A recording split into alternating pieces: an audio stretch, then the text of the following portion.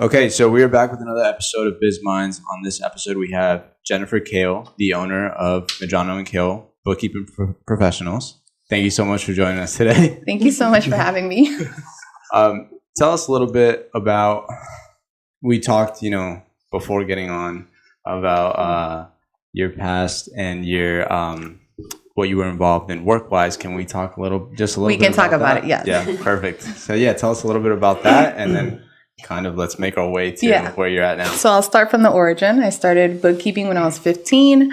I started helping my parents' construction company, very successful company. My mom made me do the books. So she's like, you got to learn the green sheet accounting, which is the debits and the credits, figure out how much we're paying our workers. What is payroll? What does this look like? Okay, perfect. I would go to the bank, deposit, if you remember the little blue bags that you would use. Yeah, no one remembers that, but I still have my original one. So we had that. Loved it. It helped me pay through school. I then started doing banking. I was a financial assistant for wealth management.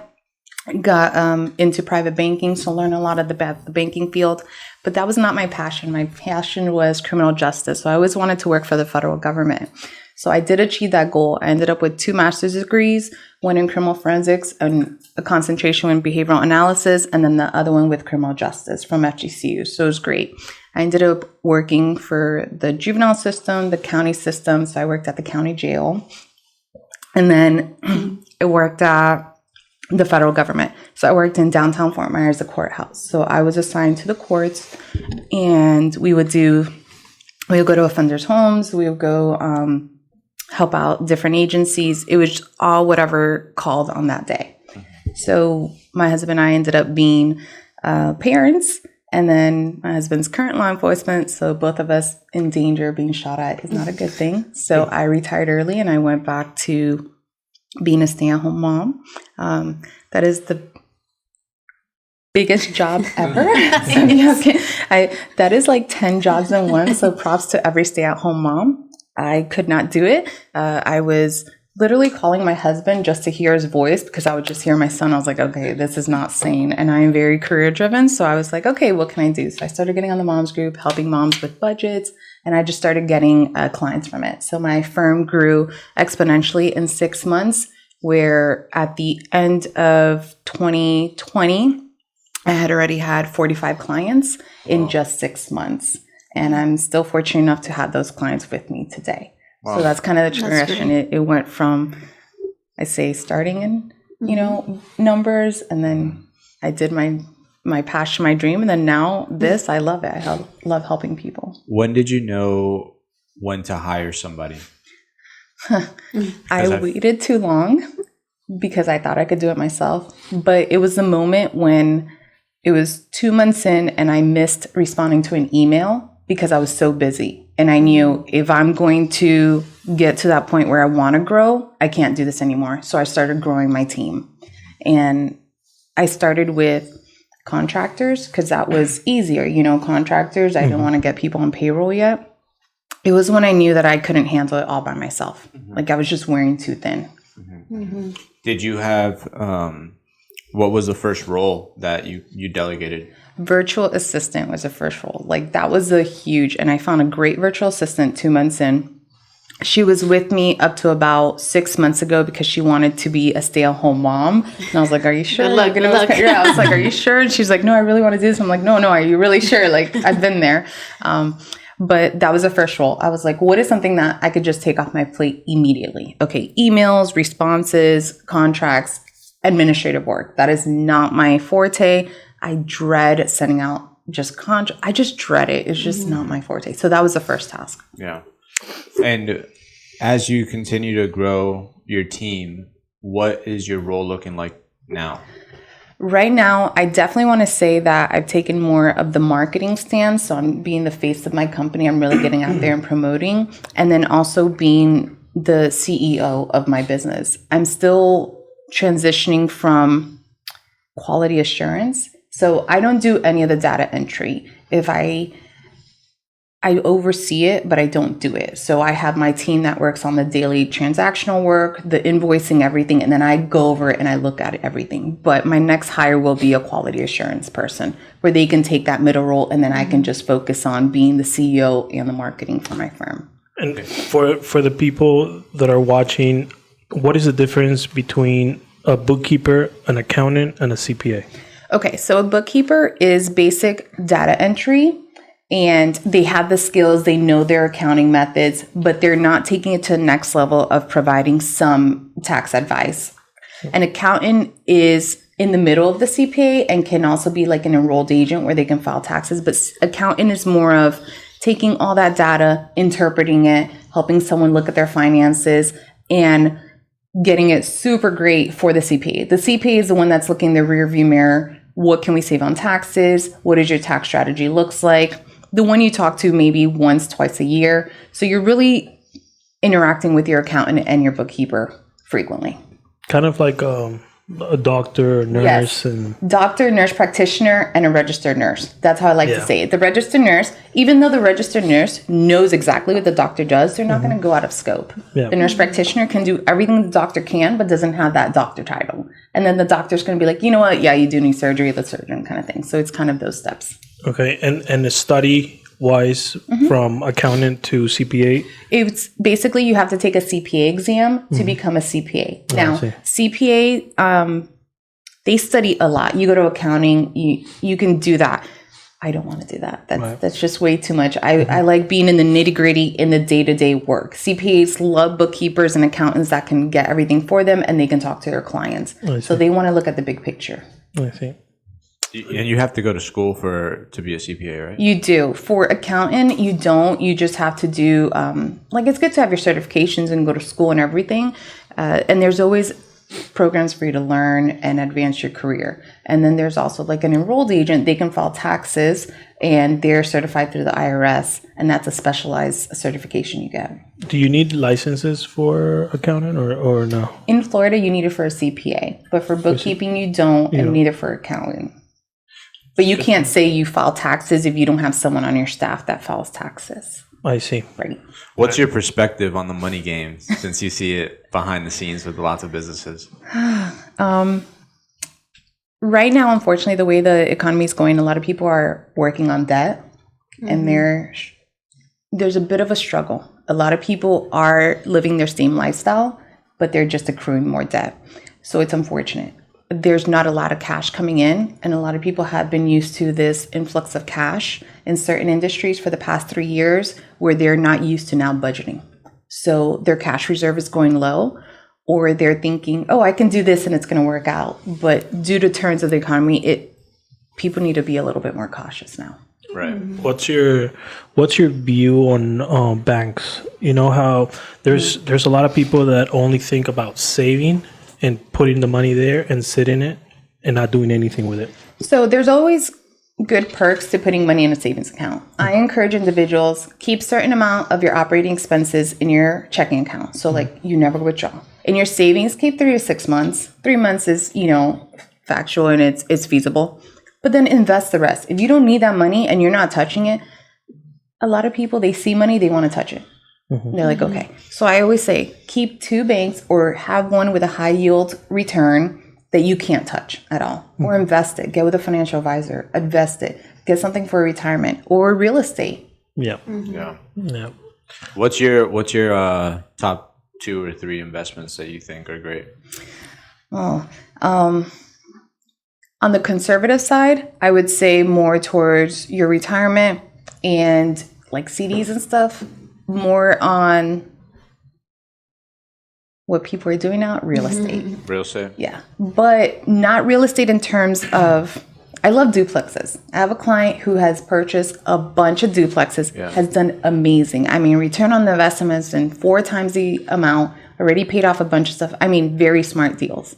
But he's not going out and buying that $2 million home. He's building these duplexes, getting that rent, doing it correctly, and he's making his money. Yeah. So that's smart. It's not about going and buying that home in Port Royal and then saying, I'm going to do an Airbnb. That's just not And where feasible. does he live? Does he own a home or is he renting? He owns a home here in Naples. And then all the duplexes, he's gone all the way to Orlando. He has Lehigh. He has Naples. And then I have another client. He grew up in debt. So his parents, he can tell the story. He's a very inspirational person. He's very young. He lives in one of the trailers out in East Naples. Okay. But he has properties all over. If you saw this person, you'd be like, no way. No, he has a home paid in cash. He has properties that are investments. He's getting so much money from them. And you look at him and you're like, no, that is smart investing. He has really invested in the true, in real estate. It's been the best. What do you... Oh, no. Sorry. Go ahead. What do you think about that? Because for me, I feel like everything has to be a balance, right? Yes. So what's the point on, yes, that's very smart, having all that money, but then living like you don't have it? Right. Or obviously not buying a home in Port Royal. Right. But what about the balance? Having a nice home, but having all your investments as well. Right. So for him, and I'll speak on his behalf because we've had this conversation many times, his balance is knowing that his family is never going to be without food. His kids don't go without anything, or his wife doesn't work. And even though they live in this smaller trailer, it's their home. That's all they've known. Yeah. When they go into a big house, they're going to have to furnish it. There's going to be more expenses. So for him, that's the balance. And then he knows in 10 years, he's going to be living off his investments. He's not going to have to work. His kids are going to, that's his balance. Yeah. When I see balance, I say, what's important to you? There's the want and then there's the need. For me, it could be, I really want that purse, but do I need it? Yeah. But then it's also, Naples is very much keeping up with the Jones too. Yeah. How old is he? 28. Wow, he's young. Oh, He's young. And what about the other? The other, I think he's like 32.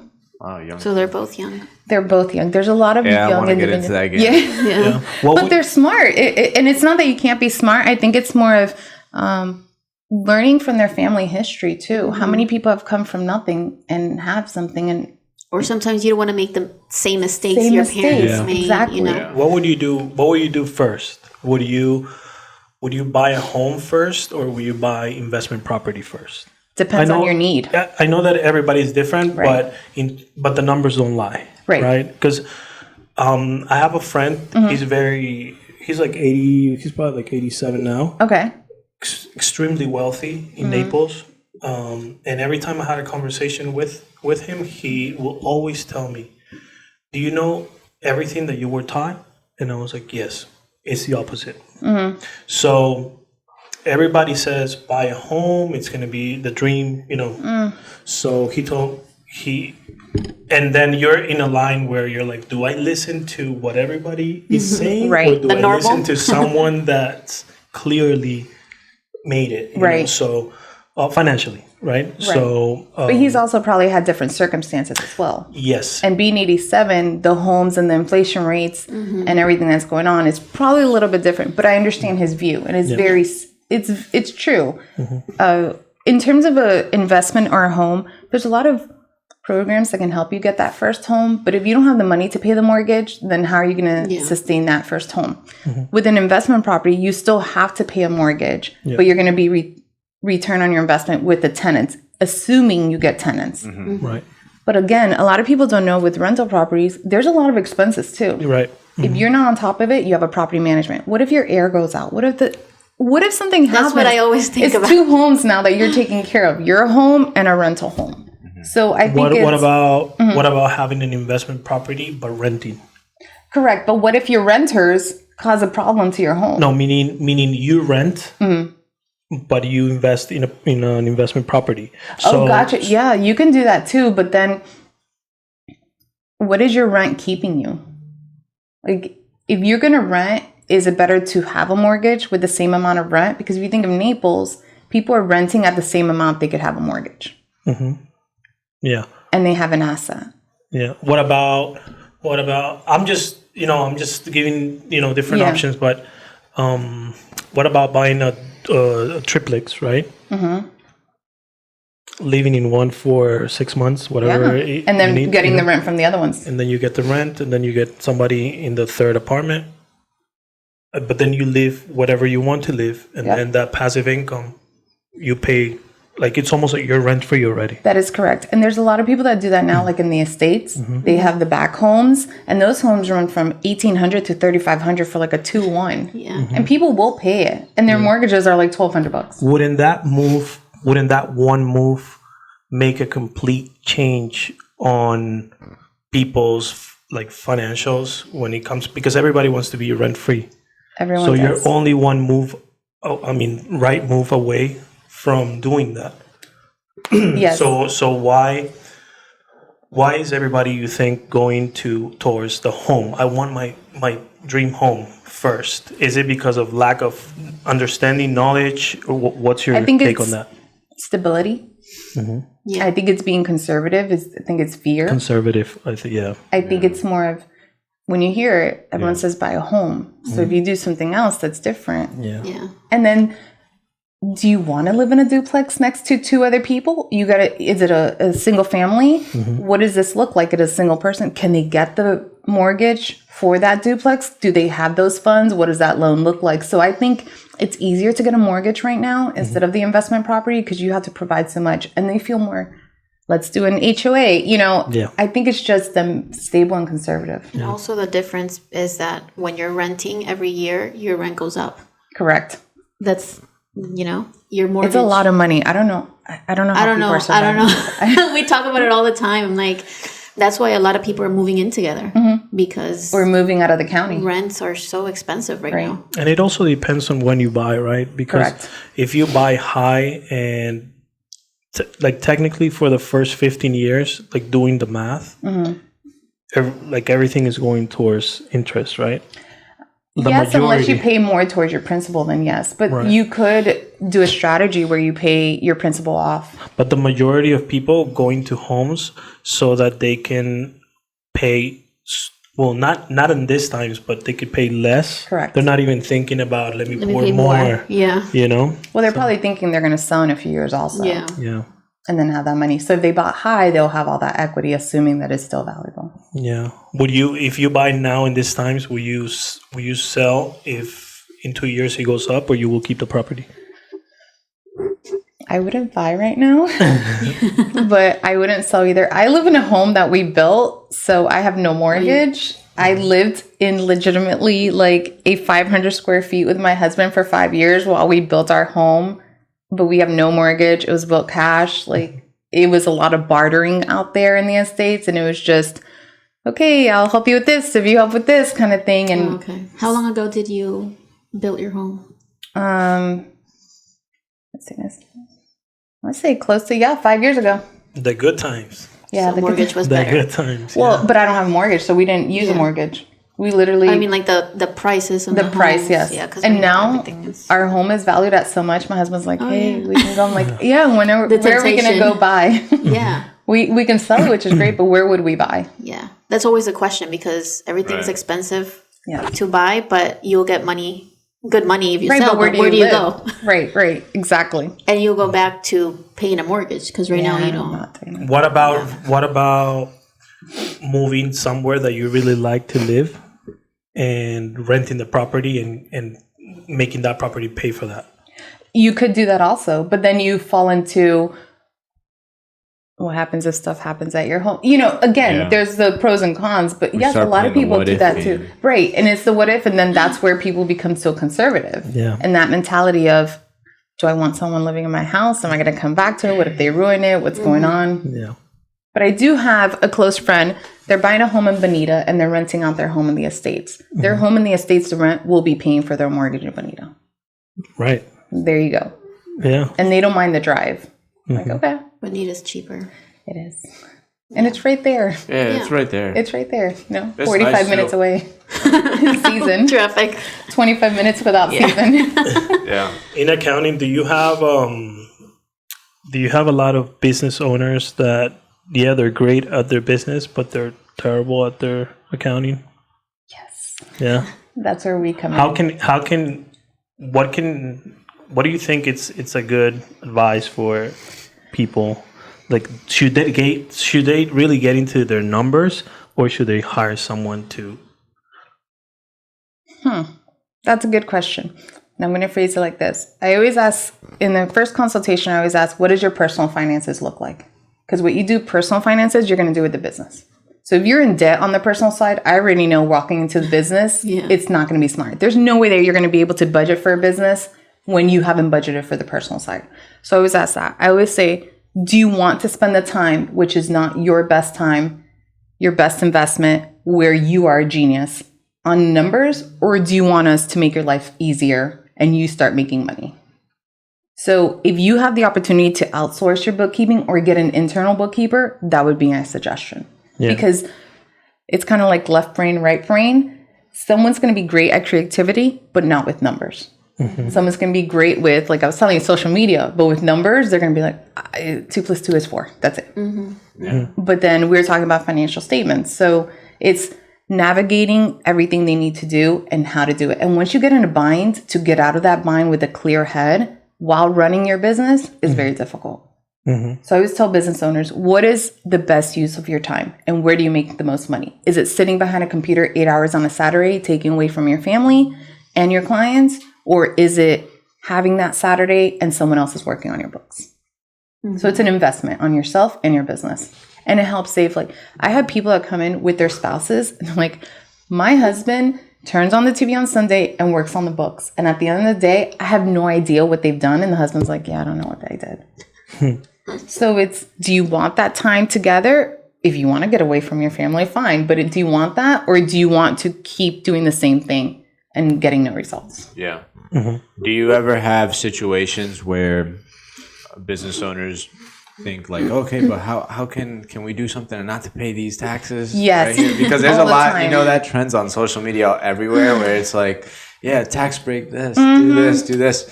But I think people forget you're still paying when you're doing it. Correct. Like, you still have to have that money to make that expense like that. You're right. And people don't understand, if you make money, you're going to pay taxes. Okay, it's just a fact of life. You're going to pay taxes. I love when I get the TikTok videos and they're like, can we do this? I'm like, yes. And I can help you pick out your prison suit because I've been to a prison before. So I can walk you through this. Okay. And that's kind of funny. I tell people, I'm like, I've walked around a federal prison. I know what happens in there. I could definitely walk you through this. Okay. So we're good. And they're like, okay, that's not funny. I'm like, okay, but this is what you're sending me. Yes. Everyone doesn't want to pay taxes, and it's okay, but you're going to have to pay some taxes. If you're a W-2 employee, you pay taxes. It's just about, can you pay less taxes and how do you strategize? There's always ways to strategize. Yeah. And one misconception is people don't understand when they want to get a home mortgage or anything, they need to show income. That's what I was about to say. So when they come to me and they're like, hey, I want to show a negative. I'm like, don't you want to buy a home in 2 years? Because you're not going to be able to show that. Yeah. So that's the thing. Or get approved for anything. Or for anything. Exactly.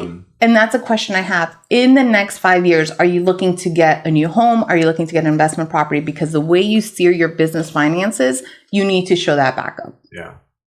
Because lenders are like, hey, they made negative $300,000, but they're telling me they have $100,000 in cash. I'm like, speak to the client. Yeah. And there's a lot of things that you can do if you read the tax code, Yes. It's just that not a lot of people read it. I read it once and that's a great read, huh? Yeah. Oh yeah. Yeah, no, I don't remember probably like 70% of it, but it also changes all the time. Change. And but it's great. I think it's like we've been in business probably like 10, 12 years. And I think the more you know about your financials, the better. Correct. Right? You understand even the money game. Right. Right? Because I used to be in banking for some time, and I think that all you have to do is understand the transaction, how everything debits, the credits, and what you can do. You deposit money into the bank, what they do with your money. Correct. Like if they do that with your money, why wouldn't you do it? You know? So I think if you play the same game as banks do, life gets easier. But it's knowing how to play it and to have that cash also. Yeah. You can't play. People love to live on credit cards. I run my whole business on credit cards, but I know that what I spend, so I just pay it off. Right. It's great just because I don't want anyone to hack my funds, and then my liquid cash is gone. But if you don't know how to really budget for those expenses, you're just running your business. And you're playing the credit card game too. Oh yes, and it's a great game if you know how to play it. Yeah. But if you don't even try. Yeah. What do you think about that? Debt is good. It's good to have debt, especially if you need credit, because your credit goes up when you have more debt. Everyone's going to have debt in a way. It's good to have just assets as well, but it's a fact of life. Dave Ramsey says no debt. You're right. Dave Ramsey says no debt, but a lot of people don't follow Dave Ramsey to the T. Yeah. So I think in this... I don't even know if Dave Ramsey follows to the T either. He has some good methods, and I will give him that, but there's others that are very just, woo. Yeah. I'm like, okay. Yeah, I think it's hard for to follow that method all the way, especially if you're a business owner. Correct. It makes it really difficult. It makes it difficult, yes, especially when it's just... I agree with certain things. Like I like the low overhead thing. Yeah. I like that advice that he gives, like having low overhead. It just Yes. makes sense, because then you don't have to wake up every day literally to pay so many bills. Correct. That's all you're doing on a daily. But then there's other things. And it's crazy because online there's so much advice and it's polarizing, right? And people say it really confident, right? And it's all so different. I know. But behind bookkeeping Yep. and accounting is great because I think you get to see kind of how the government works with numbers and how there is no way around it. Exactly. Right? And I'm in a group. I'm fortunate enough to be in like a Slack group with a bunch of CPAs and accountants from all over the world. And we are on it every single day. It's really great because tax season has been really fun for us right now. So we're just, I think Saturday night I was messaging with one and he's like, oh my God. I'm like, I know. But we talk strategy all the time. We're all up to date with all the education, with all the laws that haven't passed. So we're looking at things. You're just moving forward and saying, okay, our clients are coming to us with this. You might not know the answer, but that you have a good resource. So everything always changes. There's bills that have yet to be passed that we're still waiting on. Mm-hmm. Yeah. When it comes to what do you think about CPAs? It stands for Certified Public Accountant. And some people say it stands for can't protect assets. Yeah. So what do you think? What do you think about that? Because they're so focused in the numbers, but not really the assets. The assets. I think that in that sense, you haven't found the right CPA and you haven't spoken to them. Because if you're only speaking to your CPA once a year, how are they going to protect anything you want when they don't know what you're doing? My clients and we set up a strategy. Every single client, I talk to their CPA at least 2 times a year, if not more. I have CPAs on speed dial where I'll call them. I say, hey, this client is trying to do this. I just sent you an email. Please look at it. Let me know when you get a chance. And then we're looking at, okay, we're strategizing. We're doing this. The client that he has a bunch of properties, the duplexes, him and his CPA got into it. They said, okay, this is what I want to do. They looped me in. Okay, let's do this. So we had consistent communication.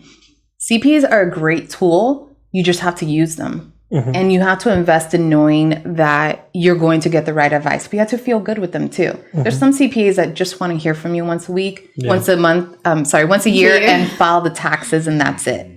But other than that, it's finding that good relationship, which is why you have accountants and bookkeepers. Great. Where do you see your business 5 years from now? Taking over the world. If you would have asked me this a year ago, it was very different than what I will say now. A year ago, I would have said, I want multiple locations. I want to hire 50 employees. And then I ran my own numbers and I was like, I'm not doing that. So in 5 years, I do see that my firm will expand to different sectors. We're going to have taxes coming on board. We're going to have CFO consulting. We're going to have different areas that we're going to help our clients and continue to help. We do help clients with in other states. So I do want to expand to other states. So that's why I see it. I really do see it expanding at least 10 times. Right now, it's just Naples, correct? Nope. I have clients in California, Texas, Ohio, North Carolina, South Carolina, Tennessee. Yeah. What makes you guys different Than anyone else? Yeah. Customer service. Customer service. We have a 24-hour response time. And even though we don't pinpoint the issue, we will acknowledge the request. So you will get a message from someone saying, hey, we got this, here you go. Or you'll get a text message from me personally. I answer my call at the evening hours for people. I call on the weekends. People know if they call me on the weekends and evening hours, you might hear my kid in the background, but you're calling me on my time. I'm going to answer, but here it is. So it's that customer service. That's where we differ. We definitely want to provide that level of excellence, because we are sort of a boutique firm where we say, okay, you're entrusting us with your financials. We are here to provide that support for you. Yeah. Do you don't do taxes, right? Business taxes? No. Not yet. We Not will yet. be coming in 2025. From a business standpoint, do you think it's better not to do that, or It's just a preference. There's a lot of firms that I know, like a lot of my good friends own their own bookkeeping firms. They don't want to do taxes. It's just another hassle. But then there's other bookkeeping firms that they're like, I really love taxes. I love it because it can take me to that next level with my clients to help them with the full through of strategy Like retention. planning. Correct. Well, retention too. But I do have great relationships with CPAs locally and out of state where they're even telling me, can you please start so I can send you the smaller tax returns? Please help. I'm like, okay. A lot of demand, right, for this. Well, the financial industry is going downward. So you'll see there's a decline in people that are becoming accountants, CPAs, financial advisors. No one wants to be in the industry. It's not glamorized to be working 100 hours a week anymore for tax season. And that's very normal in tax season. And it's just not, it's hard. Yeah, that's what I was. That's why I asked you that question, because for bookkeeping, I'm trying to look at it as as if I own the business, right? Right. And I feel like you could automate a little bit more than when you do taxes, because then when you do taxes, you get more into the whole. Right. So you can definitely automate more with bookkeeping. And something that my firm, we try to do is automate a lot more. We're still working on the kinks, but if everything's done, the taxes will be easier. You can have an actual productive meeting with your CPA and say, hey, here's my clean books. Here's what it is.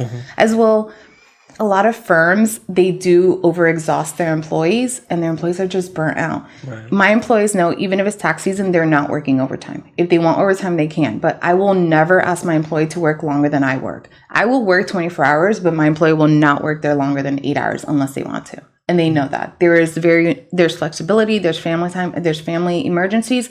You're gone. Turn off your phone, just go. Like, those are our goals and core mission. It's all about what's important to us because we are also people.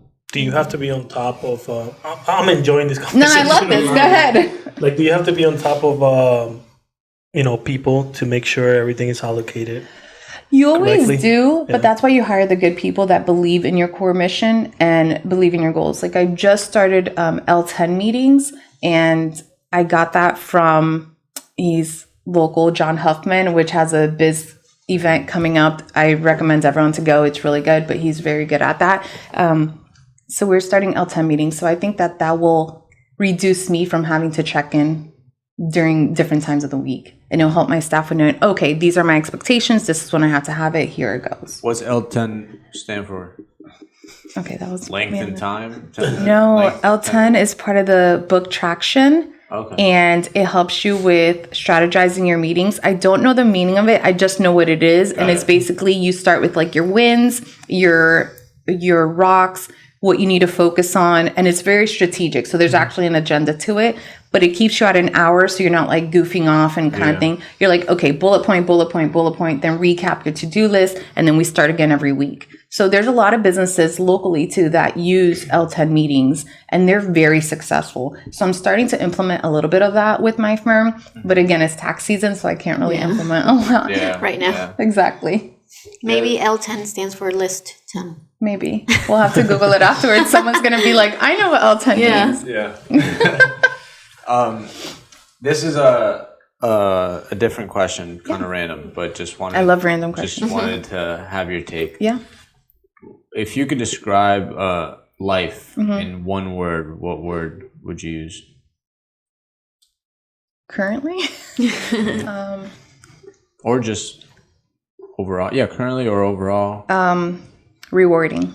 Rewarding. That's a good word. I'm very blessed, and I'll expand on that. I've been able to achieve goals that many people cannot because I've strived for them, but I've also had the backing of my family. I'm very fortunate to have my family support with my son, my husband there, my family, and also the support of my colleagues and the community. So I have a very close relationship with like girlfriends or other entrepreneurs in the business, so we aren't alone. So it's very rewarding life is, because you're never alone if you find the right people around you.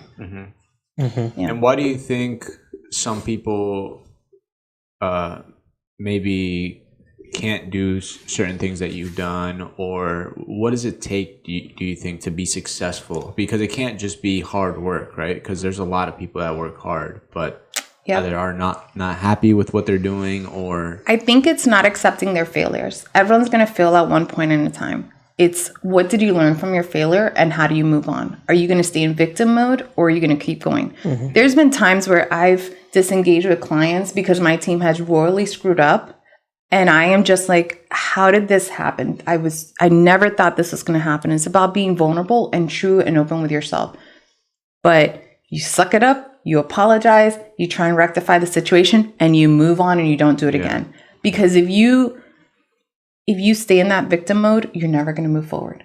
Yeah. What I can do, no one can do because it's me. But I can't do what you can do or anyone else. We all have our powers, and it's just about whatever you believe in. You know, I have my faith. So it's more of, I know what I want, I know how to get it, and I'm going to get it. Yeah. I'm just goal driven. Right. Yeah, we see that a lot servicing lots of business owners. Usually the ones that are just, okay, what's the next thing to solve? And on to the next thing, are the ones that are kind of further down the path, instead of, okay, and kind of dwelling on problems, because there's problems all the time in business. And but yeah, I will say there's also in small businesses, there's the fear or the notion that you're going to lose your business. If you speak to any business owner, you're going to get, oh, my luck will run out, I'm going to lose it tomorrow, like everything's going to dawn. You just know it. And then you're like year 10 and you're like, hey, we haven't done it yet, but maybe year 11. It's like you're always anticipating the negative. I'll be fully transparent. I recently had a situation where one of my employees, it was like she was stepping up. She ended up taking one of my big clients. So she decided to go work for them independently. And that's obviously, you're just like, how can you do that? You've invested so much in your team. My team, I invest in education. I invest in their family. I invest a lot in my team. And I remember one of my coaches said, it's going to happen. It's going to happen again. So are you going to wait till it happens, or are you just going to keep moving and then deal with it when it happens? And I'm like, oh yeah, that's true. Yeah. But if I stay in that mentality, I'm never going to hire anyone else. Exactly. Yeah. Right. Yeah. And then I'm going to stop myself from providing a service to a community that needs it. Yeah, and you just have to move It's crazy, forward. right? Right. Every business owner does think.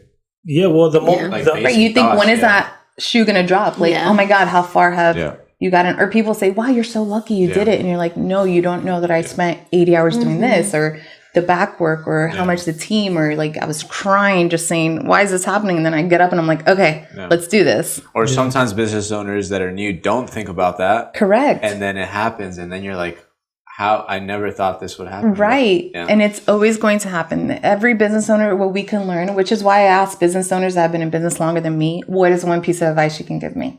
And they give it to me. I'm like, all right, I like that. And it We takes always more. mess around. We always mess around because we were in the food industry prior. Oh, wow. We had 18 employees with that business. Ooh. But it was you do turnover, not a ton, because restaurant is difficult. But we got into this industry, and then we're with our current team, and my brother was saying, like, one day to me, like, yeah, we have a really good team right now. And you're like, don't jinx it. Just messing around, like things change. Teams change all the time. But it's just because, I don't know, businesses, there's so many unexpected things that happen that you can never get complacent, I think. Correct. If you get comfortable, there's a problem. Yeah. I've hired and fired a lot. Isn't that hard, firing? No, it's hard, but it all depends on how you see it. To me, it's almost like, let's say we're all on a boat, right? And someone wants to come on Never going on a boat. someone wants to come on the boat and they don't want to help out. Right. I don't think it's the right boat for you. Right. We're not, so I feel like this is going to fall anytime. everybody that goes into your business should contribute at all times. Definitely. And Especially if you're making the business atmosphere a good one. Like you're Exactly, saying, you're yeah. pouring into the... you're investing. And Right. And especially if your team has a point of view. I ask my team all the time, I'm like, please provide constructive criticism. It hurts when they provide it, but I can't be that defensive leader where I'm like, well, how dare you say that? I just say, okay. Yeah. But what I say to my team is, are you ready for my feedback? So I give them a moment and then they're ready and they're like, okay. And then they ask me and I'm like, no, I'm not ready, but okay, do it, Yeah. Because we have to be transparent with our team too. Yep. You have to know what they're growing with and what they're looking to aspire as well. And there's got to be constant communication, Definitely. all the time. When we were in the food industry, we had meetings every Sunday, and it was You see, you had your L10 meetings. oh yeah, Yeah, we had them. That's what I was saying. We were having those You before. just didn't call them L10. Yeah, we just called them Sunday meetings. Yeah, Sunday meetings, and you went over everything. and Yeah, reminding everything. everything. What everybody was We're gonna doing start really calling good. them L10. Right. Things that we could get better. I'm going to get you a copy of the book. Don't you? Yeah, and what I think also what you're doing wrong Yes. in the business, it's always good, and accepting that there is something wrong that needs to be fixed. Correct. Right. I believe in the winning and learning, but there's also things that have to be fixed, right? Right. They have to be fixed, and you can't keep doing it anymore because Right. if not, and that's what we try to tell every single one of our employees. You know what? This is how we run the business. This is a family. Right. We're all gonna grow together, but you have to be in the same mindset. Yeah, it's your values and your mission. Yeah. And if that's why with my team, the first thing they do when they onboard is they go through my whole onboarding process, explains my company values, my mission, my goals, my expectations. And the last thing is our clients are number one, and we have a 24-hour response time. If you cannot focus on that and you cannot make that happen, you are not the right person. Yeah. And we dedicate time to this, and that. But I think giving those clear expectations in the beginning. So, your Sunday meetings were helpful. Yeah, they were. And everybody had the same mentality. Of course, we had to filter a lot of people, but I feel like just in anything you do in life, you have to, go through different things until you find the perfect, Right. and everything is just, like there's a moment for everything in life, There And is. if you're successful at one point, I feel like success is measured daily, not okay, I'm successful now. Every single day you have to be aiming for success, and if you feel successful that day, you got to do it again tomorrow. And it's also what does success look for the person? Yeah. Because that's what it's measured. My success is going to differ from you guys' success and someone else down the street, like the 87-year-old man. His success is different than your success. Yeah. It's just that's why the game of comparison is so. Yeah, it's hard. It's awful. And You're so right. it is in stages too, because Yes. you might have been very financially successful from up until, let's say, 50, right? And then you still, of course, that's dragging on, right? Because you're financially successful, but then maybe in your 60s or 70s, maybe you don't have your family around, or your kids don't want to be around you, or whatever, and maybe that to somebody else is like, oh, but that part, I don't like that part right there, but maybe you sacrificed that because of the finances. It's like that balance too of work and personal. Yesterday I went to a business lunch, and one of the questions was, how do you balance personal and business? And that's so hard. Yeah. And it's so hard to balance, being an entrepreneur, you can really get into your business and not look at anything else and don't have that balance. And I think that's something that I'm still working on, but it's hard. And you guys have been in business for a long time, so Oh, yeah. especially in the restaurant business. Yeah. Oh, we didn't have a weekend off for 10 years. Yeah. Right. Yeah. And if it weren't for family, I think for us, we'd be so into business where we wouldn't even lift our head up for anything else. Yeah. But That's how your dad was too. My dad is the same. Exactly. My parents too. My dad was business, so was my mom. It was very business oriented. I think. Do you have a good relationship with them? We live on the same compound. Really? We're on 10 acres and they're on 1 to 5 acres. We're on the other. So we literally have like an area where my son will go in his little motorized stuff. And he has to go see Abuela and Abuelo every day. And That's a blessing. I am very fortunate. That's success. That is success. And when it's funny because sometimes when I have events, I'm like, hey, Mom, can you take the kid home? She's like, yeah, how dare you ask me? Just drop him off. I got it. And she's like, you never have to ask me to babysit. That's my grandson. You know, so it's having that support. So we're very close. But how many times I see her is probably like my family, maybe like once a month. Yeah. You have a big family? Just my mom, my dad, and my brother that are here locally. Everyone else is everyone. But and then my husband and my son. That's good. That support is always. I'm very blessed. Wow. Yeah. I know we got chickens and all. Wow. I'm trying to convince Do you to get have goats little and cows. pigs? No, not yet. My neighbors have the pigs. Oh, yeah. Oh, they have the Love pigs. those. Are you in the Estates? Yeah, we're on the Estates. Yeah. We were in the Estates before the Estates was cool. Okay, let me just point that out. Our sister's on Wilson. Oh, I'm farther. You're further there. I'm past where Jesus left the sandals. Like I'm Yeah. out there. Everglades. Yeah, Yeah. It takes me like 10 minutes to get on the main road. It used to feel like so far that right? Like, Do you remember when Immokalee was one road? Yeah. No, I don't. I was just you're I was just talking to David about that because he lives, and I'm like, Immokalee used to be one road. He lives out there. Yeah. And he says it takes him an hour and a half. Oh yeah, to get to work. easily hour and a half. I'd always used to say I will never live out there. And Is then that where you look live? at prices now? Oh, no, yeah. I live, but I'm like, it wouldn't be too bad living out there. I have clients that are building, and they're like, I live in the Estates, and they tell me that address. I'm like, that's the city, okay? That's not the But Estates, that's the you city. kind of get the best of both worlds You do. because you have all that land to yourself. Yeah. It's peaceful, it's quiet. It is peaceful. And then if you want, you just drive 30 or 40 minutes in. Or an hour and a and half. or an hour and a half. You can go to Miami the other side. Yeah. I used to, when we first started, I used to go all the way over to Weston and just get groceries and come back because I was close. Oh wow. Really? Yeah, I was only like an hour What and about 15. Maria? You're super close to Maria. Oh, yeah, it's 20 minutes. But by the time I get to Ave Yeah. Maria, it's like 25 minutes. Yeah. Ave is great too. It's And great. Yeah, it growing. has a lot. It's growing a lot. Yeah. And now they're doing like, I think, a Rotary Club there. So, really? yeah, they're opening up a Rotary. They're doing so much, so that's exciting. Yeah. Yeah. There's a lot of events over there. Oh, yeah, it's very family friendly. Yeah. Yeah. Do you? What's one thing, because this is your first business, right? Yeah. Technically. First time. Well, you were with your Yes. parents' business, but Right. No, this is my first time branching out as an entrepreneur. I've always worked for the government or for a place. Yes, I've always worked for people. what do you what's one thing that you think you've learned that you're like, wow, I did not expect this in business, or maybe this was definitely something that is a misconception. Yep. No one tells you that starting a business is like having a newborn. No one tells you the struggles and the time and effort you're going to have to put into your business to make it successful for yourself. And no one tells you that it's going to test you personally. Mm-hmm. So what I've learned is don't take anything personal. Yeah. It's not personal. And business is business, and never mix business with friends. Yeah.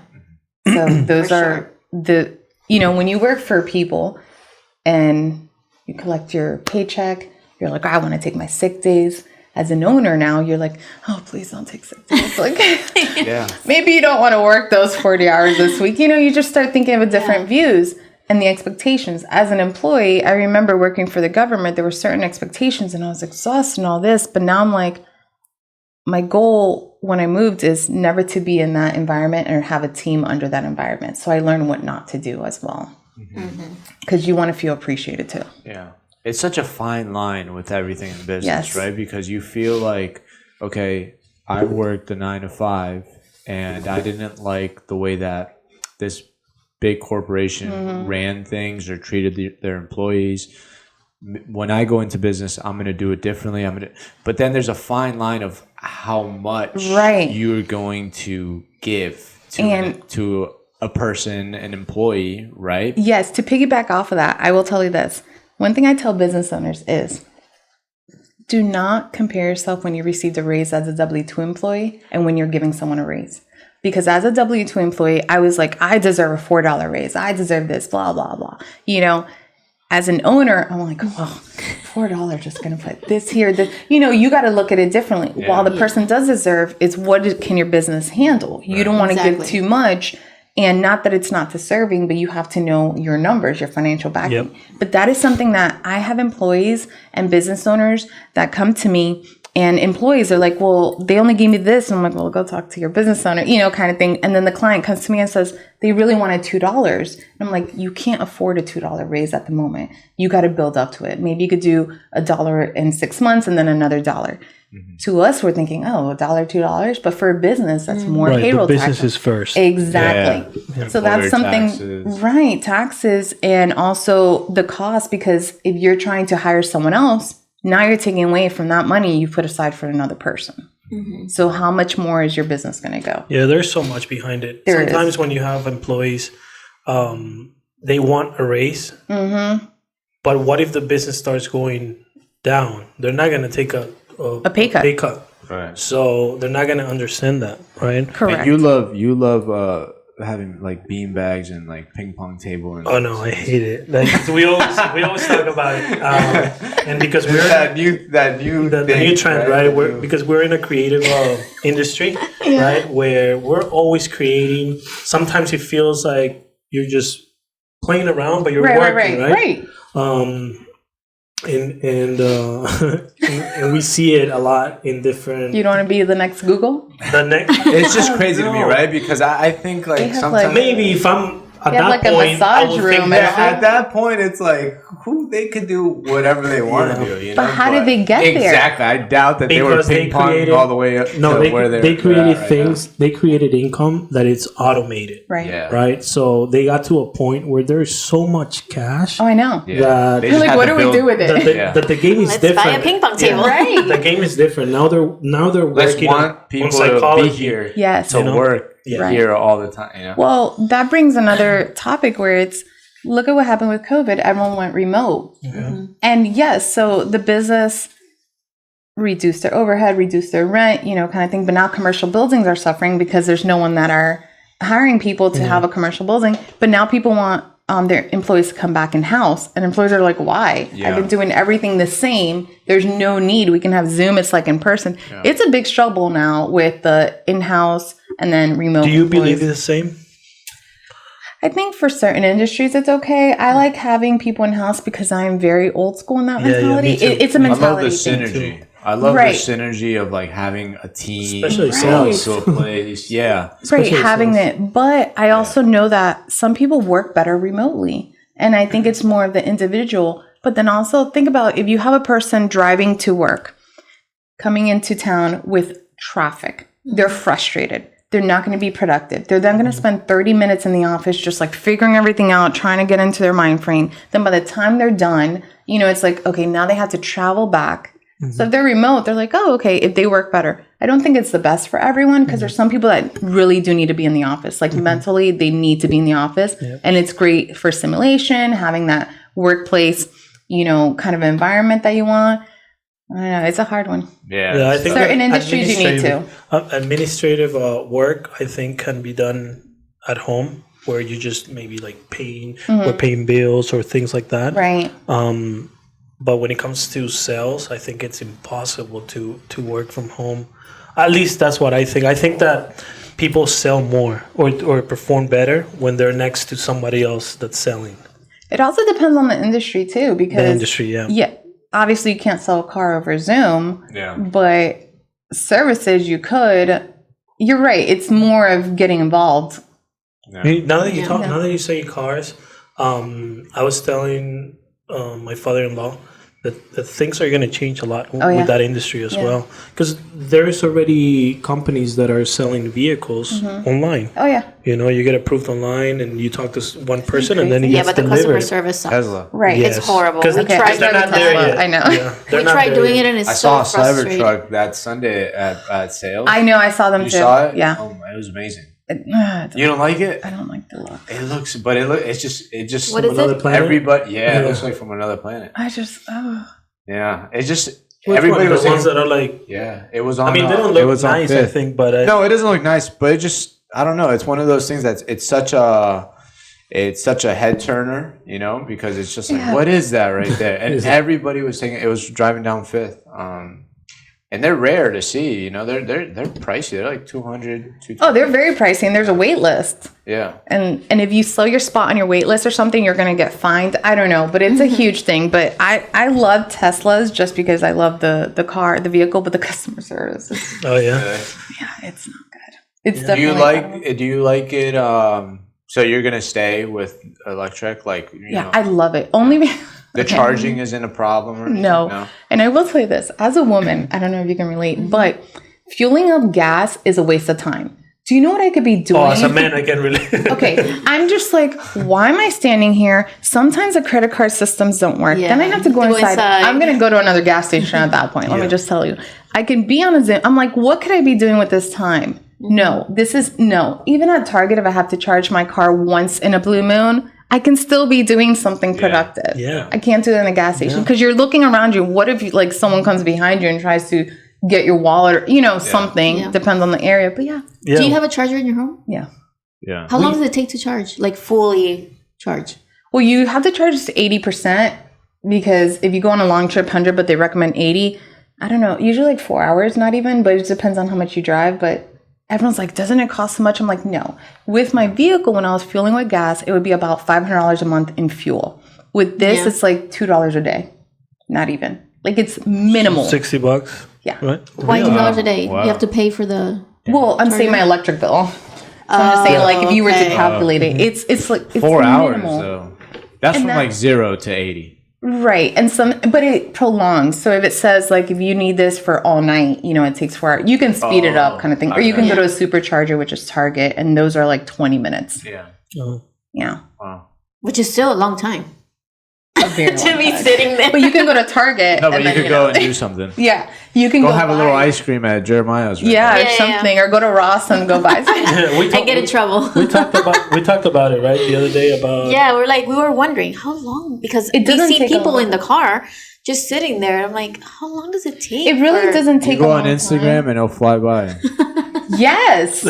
And there's Yeah. games in there if you have, so your kid can play game. My kid loves playing. He's like, do we need a charger? I'm like, no, we have a charger at home. for gas vehicles. I think there should be. I don't know if there is a business. I've never seen it, but there should be a truck that goes around, and you just with your app, you just press gas. Yeah, in, he always says that. But do you know how much it would cost? right? That would be a lot of money. It'd be more. Right, More because- the service. But Because They're the gonna- service. but they And then are they going to pump it for they you? bring a soda now to your Yeah. home, so they're Oh, I see Yeah, what but you're you saying. are paying 30% more on that soda. yes. Yeah. You're paying more. So you're gonna it's pay more. convenience. You Yeah, pay it's more convenient. for Yeah, convenience. you I will pay more. I will pay more He if would do someone it. comes and gas my car. I'd like Well, to they used probably to do have Tesla. they sorry to interrupt. They used to have individuals like in Washington and Maryland that pump your gas. In Why Peru, don't it's like that. right in El Salvador too? They have Why a don't gas they have station that? here on 41. Where? The little old school gas station. Don't say that too loud because a lot of people will be like, "What?" Yeah, And yeah, it's like, It's small. It's a small. They always have cars, like Yeah. vintage cars, Oh, cool. outside of it. But yeah, they have somebody that comes and. Pumps and why your don't they gas. do that now? You know how many people would get hired for that? Yeah, What about the I guy know. on the side of the road with the mean, sign? Like, exactly. Maybe logistics. But then from the business for gas perspective- stations. Yeah, that's you why. need to- More but you payroll. charge a little bit more though. Oh yeah. For convenience, if someone were to say to you, a tank of gas is what? I don't even know what a tank of gas Yeah. is right now. But let's just say $4. $40. But I think people are not. If they're saying so used to- $3.60, I'm at like okay. $4, I think. Right? Tank. I don't know. Yeah, $4. I don't have to worry about that. Yeah. But are you going to get a Tesla? I don't know. You should. I heard that They're really I great heard prices right electric now. Cars, And you get a electric tax cars credit. Are gonna disappear in a couple of years. That's I what don't know heard. where they're going. Yeah, I heard because like the batteries, something with the environment, the batteries, There's always something about the environment, Something, okay? yeah. It just isn't fuel bad for the Yeah, economy. exactly. and that and we're all gonna disappear. and they're gonna Yeah. and it's gonna go to some oxygen point. cars. Wow. Flying cars. No, oxygen cars. Okay, so what is No, not flying cars. Like just you know that there's a sub. Like Back to the Future. No, Isn't that you movie? know that there's a sub. People, I say oxygen, doesn't. and everybody imagines already flying. No, there's a submarine that it runs on oxygen, so it never comes up. It just runs on oxygen. So they're saying like that, like a car, a normal Underwater? car. No, a normal car is just interesting? I don't think fuel Yeah. will ever go away, though. yeah. I really don't. I think fuel is here to stay, but Yeah. electric, do it. And there's great prices. I'm just saying. I'm not Yeah. endorsing them, but it's pretty cool. Where did you get your Tesla from? The Naples one, the Mercado? Not Mercado, Waterside? No, I got it at the Fort Myers one because they closed. I think they closed one, or is it still open? I'm not sure. They closed the one in Estero, so I got mine in Fort Myers. Fort Myers, they have a big dealership, right? Yeah, it's a big one. Yeah. Not that the customer service is better, but I'm just saying. Yeah. It'd be cool to check. They're like, you're coming in to buy a car because we already know this, so I don't need to upsell anything. They really don't need to upsell anything. Yeah. They're just like, do you want the car or not? Yeah. Fill out the application, do it online. Here you go, and then I'll get you a key. And when you buy a Tesla, does it come with a charger or that's like separate? That's separate, but it comes with like a car adapter. Well, just like phones now. You buy your phones and you have to buy the charger. You can finance Tesla. Could, right? Oh, really? Yeah. Any bank will finance it or Tesla themselves. Yeah. Do you have you ever bought Take a trip happiness with money? This weekend. Have you ever bought happiness with money? Yes. Interesting. That's an interesting question. It is so very. I have received happiness from money, but only because of what it gave me, like an experience, like a travel. But I haven't bought happiness. I don't think you can buy happiness with money. If you're looking at purchasing any happiness, then you really need to look inside because it's tied to wealth or money. It's not good. But money has created adventures, travels, experiences. That bring you happiness. That bring me happiness, way of life. It's definitely provided an avenue for it, but it's not the whole thing. It's not for sure. But you were already happy. Yes. Yeah. Yeah, I was already happy. And if you don't have happiness to start with and you're looking for money, then that's a different story. That's something more internalized that, not even a great bookkeeper can help you with. Even though we are like therapists, I will say that. We get calls. If you didn't have money at all to do anything, will you be unhappy? No. As long as I have my health, my family, we're good. And I live on a farm, so as long as my chicken produces eggs, we're good. Yeah. We can live on eggs and rice. We're resourceful. But don't you have to pay to live in the farm? No, I don't have a mortgage. No. She's a different situation. I have a different situation. We're going to go into rapid fire questions. Yeah, go ahead. That was a good one. These are random rapid fire questions. What digital or software tools do you use daily to make your life easier? ClickUp, Slack, Zapier, Zoom, and that's it. You said ClickUp? Yep. It's great, right? Love it. Yeah. Love it. great. Yeah. iPhone or Android? iPhone. No green bubbles here. No green bubbles. If you can only eat one thing for the rest of your life, what would it be? My mom's lasagna. Yes. Do you prefer? I don't know. We have to try it. Let me tell you, that and maybe ropa vieja, but just my mom. Yes. I'm crazy. Yeah. I could bring you some. Don't worry. Do you prefer winter or summer? No, summer all the way. Summer. What is your favorite holiday? My birthday. Do you prefer to relax at the beach or pool? The pool. Fifth Avenue or Mercado? I have to pick one. God, I'm a country girl. You don't have to pick one. Or the estates. The estates. No, I'll say Fifth Avenue just because they are increasing and I can take my kiddo. Yeah. If you can only work 2 hours a week, what would you do in those 2 hours? Network. A book you'd recommend to read? A Million Little Pieces. A Million Little Pieces? Yes. And it goes with my best friend Leonard, but start with A Million Little Pieces and my best friend Leonard. It's the best.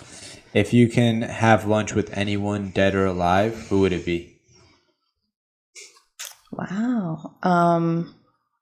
That's a good one. I would either say, I would say Jesus for sure. What's your favorite restaurant in Naples? Oh man. I really don't go out much, but I would say Sales. Sales. When you think of the word successful, who comes to mind? My parents. If you can choose any other career path, what would it be? Oh my God, I was going to make a joke, but I won't. Make it. No, I was going to say like one of those sugar babies for those, for the wealth. Naples wealth. Another career would be a therapist, probably. Therapist. What's been your best investment?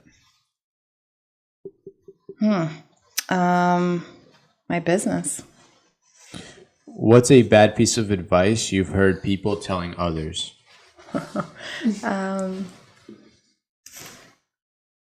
Wow, there's a lot. The first one would be, It will be a write-off. it would be, the gurus, the tax gurus saying, you can write this off, you can write this off. It's writing stuff off that is not acceptable. Like not even a gray line of write-offs. Yeah. But another bad piece of advice would be live on debt. Live on debt. Yeah. I have a lot of people that have been told live on debt. Wow, really? Yeah. Just use a credit card game, just use a I mortgage see, game, I see. like live on debt. Don't worry about it. And it's like, no. Yeah. Or another one is, if you don't look the part, you won't be the part. So a lot of people take that as, oh, I got to go buy the new car that comes out. I got to go buy the new purse, the new clothes, the new everything. And it's like, no, no, that's not it. Yep. You can look the part without having to spend all the money on it. Right. Yeah. Right. Yeah, just get a haircut. That too, yeah. Have a firm handshake. Yeah. Get a really nice suit that was a hand-me-down. You don't have to spend $100 for a suit. Yeah, it doesn't have to be material things. Correct. I love that. Yeah. Well, thank you so much for Thank you for having your me. time today.